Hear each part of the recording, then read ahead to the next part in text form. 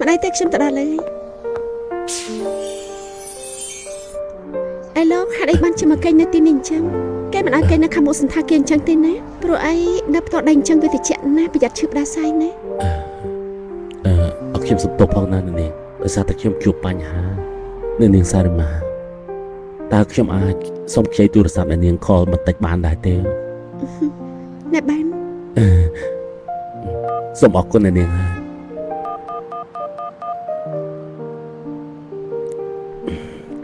សួស្តីលេខទូរស័ព្ទនៃលោកអ្នកកំពុងហៅត្រូវបានបិទសុំទោស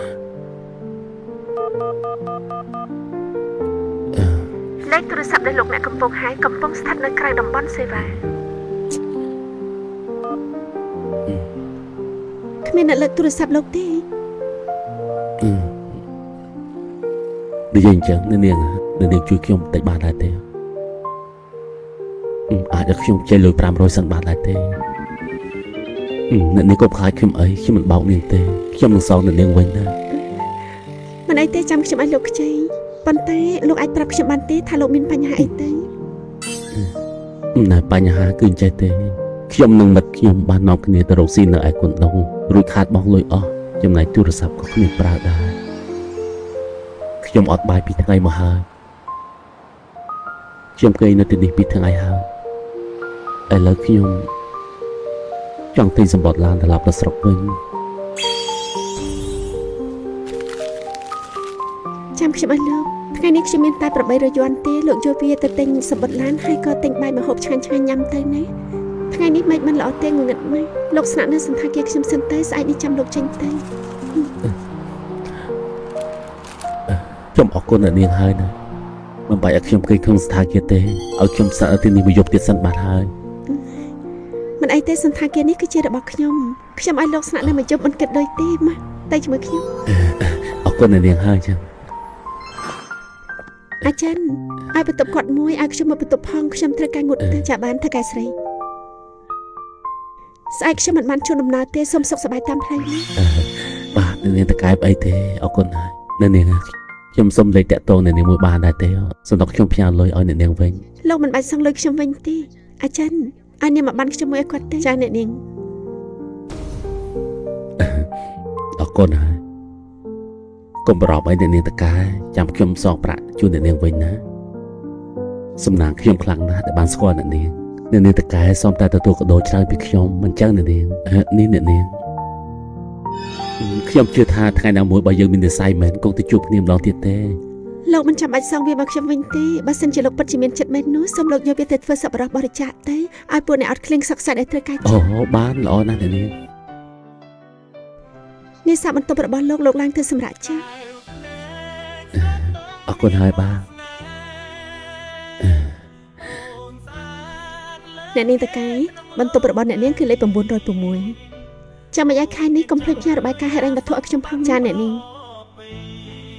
2-3ខែក្រោយមកសន្តាគារប្រឈមនឹងការខ្សែធនអាឡូលោកលីវខ្ញុំចង់និយាយថាលុយដែលខ្ញុំជពាក់លោកចាំពីថ្ងៃទៀតបានទេពុជាពេលនៅបានទេខ្ញុំត្រូវការឆាប់នឹងអញ្ចឹងមិនអីទេចាំខ្ញុំគិតរកវិធីផ្សេងទៀតចេះ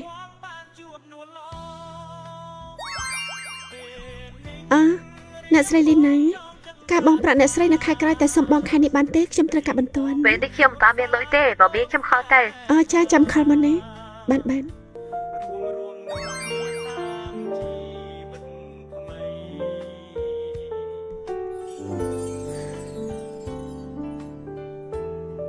្នកនាងតកែ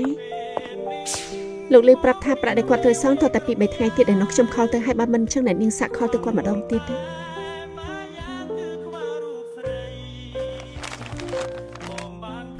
នេះជាឯកសារកងត្រាផ្ទៃប្រាក់របស់សន្តាគារនេះសាឡានខ្ញុំនាងយកវាទៅលក់ទៅហើយបើកប្រាក់ខែឲ្យផងណាអ្នកនាងតកែអ្នកនាងកាន់កាប់វាមកច្រើនឆ្នាំហើយអ្នកនាងខំប្រឹងប្រែងតស៊ូខ្លាំងណាស់នៅពេលដែលអ្នកនាងផ្ទេរវាទៅឲ្យគេអញ្ចឹងវាពិតជាគ្មានសល់អីទេខ្ញុំគ្មានមធ្យោបាយក្រៅពីនេះទេនាងទៅ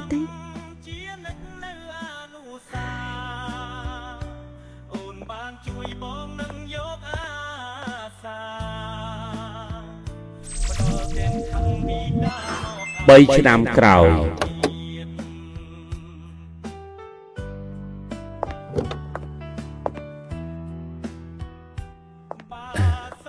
សុស្ដីលោកតើអ្នកនាងសាងនៅដែរទេអ្នកនាងសាងឲ្យអ្នកនាងសាងមួយណាទៅគឺអ្នកនាងសាងម្ចាស់ស្ថាគារនោះអីអ្នកនាងសាងអូដំបូងខ្ញុំលឺលោកសួរថាម្ចាស់ស្ថាគារទៅណានាងរ៉ូស៊ីចែកបោកបិទភ័ក្រអស់ប្រាក់អស់ហើយសូម្បីតែស្ថាគារក៏បានលក់នៅផ្ទៃវាមកឲ្យខ្ញុំហើយចឹងផងហើយចុះលោកមានដឹងថានាងទៅណាទេរឿងនេះខ្ញុំក៏មិនដឹងច្បាស់ដែរអូខេចឹងអរគុណលោកហើយតាអមអីទេលោក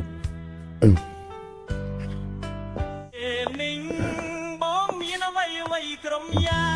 ងខ្វាំងតែមកយ៉ាងគឺខ្វះរូបស្រី អេលោកហាក់ដូចបានជិះមកគេនៅទីនេះ គេថារូបស្រីចេញចាឆ្ងាយហើយ ចាំខ្ញុំឲ្យមកថ្ងៃនេះខ្ញុំមានតែ800យន់ទេលោកយកវាទៅទិញសម្បត្តិឡានហើយទៅទិញបាយទឹកឆ្ងាញ់ញ៉ាំទៅណាថ្ងៃនេះមិនល្អទេងងឹតណាលោកស្នាក់នៅសន្តាគារខ្ញុំសិនទៅស្អែកនេះចាំលោកចេញទៅ ជានិតនៅអនុសាអូនបានជួយបងនឹងយកអាសារូបបងមានความបានជួបនួនល្អពេលនេះរៀងបងចង់ចិនប្រាថ្នារៀងបងជួបស្ងួនសានត្បូងស្នេហារួមនឹងគ្នាសាងជីវិតថ្មី តើនាងទៅទីណាខ្ញុំត្រូវតែស្វែងរកនាងឲ្យឃើញ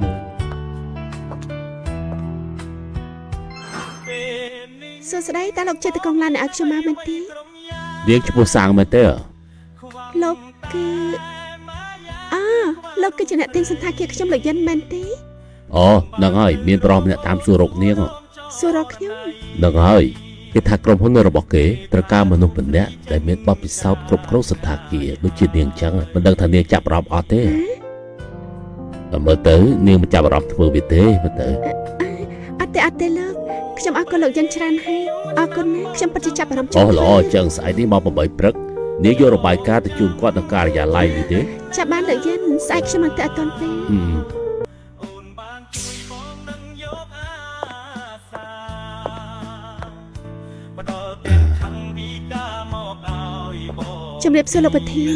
ខ្ញុំមកធ្វើរបាយការណ៍ជូនលោក